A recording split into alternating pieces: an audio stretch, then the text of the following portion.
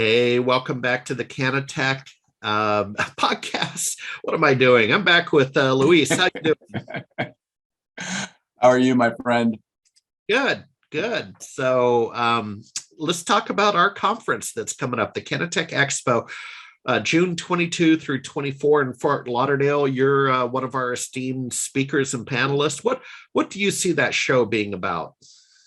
I'm excited because there's a lot of knowledge that we've acquired in the last 6-7 years of working with the cannabis industry, and there's a lot to share. A lot of the regulations are changing. A lot of the landscape in and of itself is starting to shift in a more positive way. I was just mentioning to you before we got started that I'd read an article this morning that the Senate, which has been usually where all good bills go to die in Congress, they're talking about taking some action and legalization of cannabis because so many states now, I think it's upwards of 38 or 39 states have legalized some form of cannabis, whether it's medical or both medical and recreational.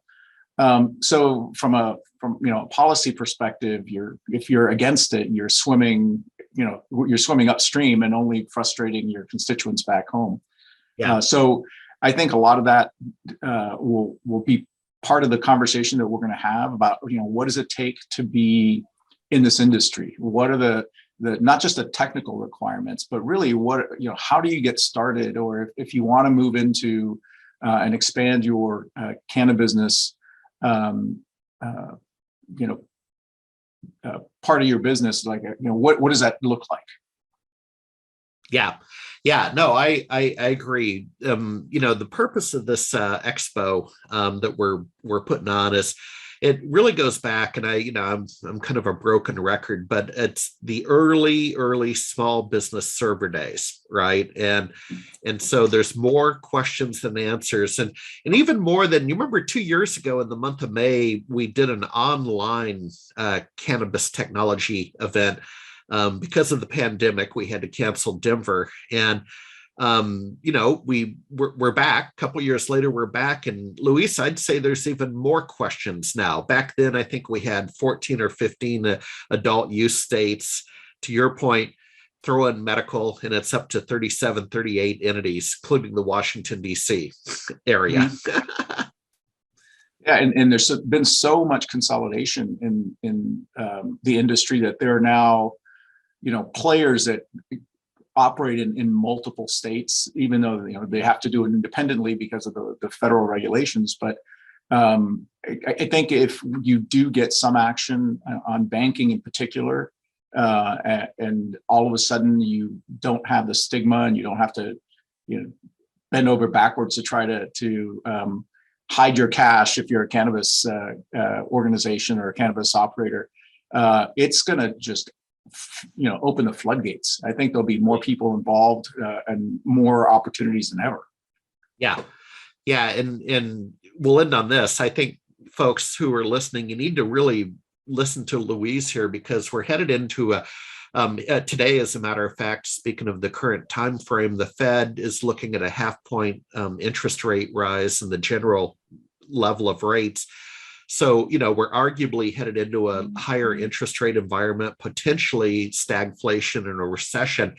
And the cannabis vertical is the shining star, right? This is the one thing that will grow literally during a recession.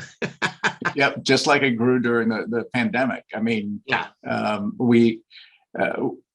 people, I think, are going to be more open to it than and I'm talking about consumers. That's really has been the driving engine in the cannabis growth in California for sure, but even neighboring states like Washington and Nevada. It's if you go to Vegas, there are cannabis bars all over the place. And there are people coming from all over the country and being exposed to that, and then they go home where they can't get it, and they're frustrated. So as soon as they have the ability to really not have any limitations on cannabis any more than you do with any other recreational, alcohol or cigarettes, then it's going to be a terrific for this industry. But even if that doesn't come to pass right away, there's still a lot of momentum, still a lot of things going on, and they're not. My experience is that they're just not enough MSPs or IT service providers that understand the industry well enough to serve them. So there's a huge opportunity if you want to specialize and really dig into it. Yep. All right. Well, hey, I'll end on this.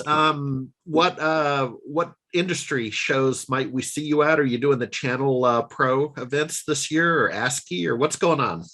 Yeah, I'm doing a Channel Pro in Dallas, in I think it's the 6th through the 8th of June. And then I'm going to be going to the channel company, the Exchange Show in August. I think that's in Denver. And there's a couple of other Channel Pro ones that they've asked me to speak at, and I'm still kind of trying to plug those into my calendar. But it's fun getting back out there, being back out on the road and interacting with people. And it just, you don't realize how much you miss it until it's gone, and then you get it back. And we'll end on that country western song. Thanks, Luis. You're welcome, my friend. Take care. All right.